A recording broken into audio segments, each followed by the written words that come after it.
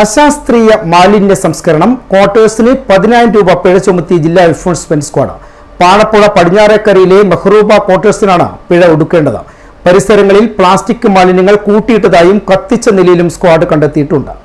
ജില്ലാ enforcement squad Kadannappally Panappuzha ഗ്രാമപഞ്ചായത്ത് പരിധിയിൽ നടത്തിയ പരിശോധനയിലാണ് അശാസ്ത്രീയ മാലിന്യ സംസ്കരണത്തിന് പടിഞ്ഞാറേക്കരയിൽ പ്രവർത്തിച്ചു വരുന്ന മെഹ്റൂബ ക്വാർട്ടേഴ്സിന് 10,000 രൂപ പിഴ ചുമത്തിയത്. ക്വാർട്ടേഴ്സിൽ നിന്നുള്ള പ്ലാസ്റ്റിക് ഉൾപ്പെടെയുള്ള മാലിന്യങ്ങൾ ചെങ്കൽ കൊണ്ട് കെട്ടിയുണ്ടാക്കിയ ടാങ്കിൽ കൂട്ടിയിട്ട് കത്തിച്ചു വരുന്നതായി പരിശോധനയിൽ കണ്ടെത്തിയിട്ടുണ്ട്.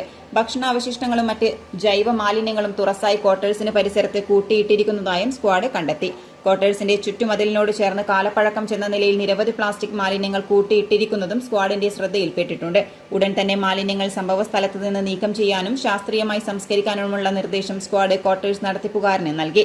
10,000 രൂപ പിഴ ചുമത്തുകയും തുടർ നടപടികൾ സ്വീകരിക്കാൻ പഞ്ചായത്തിന് സ്ക്വാഡ് നിർദ്ദേശവും നൽകി.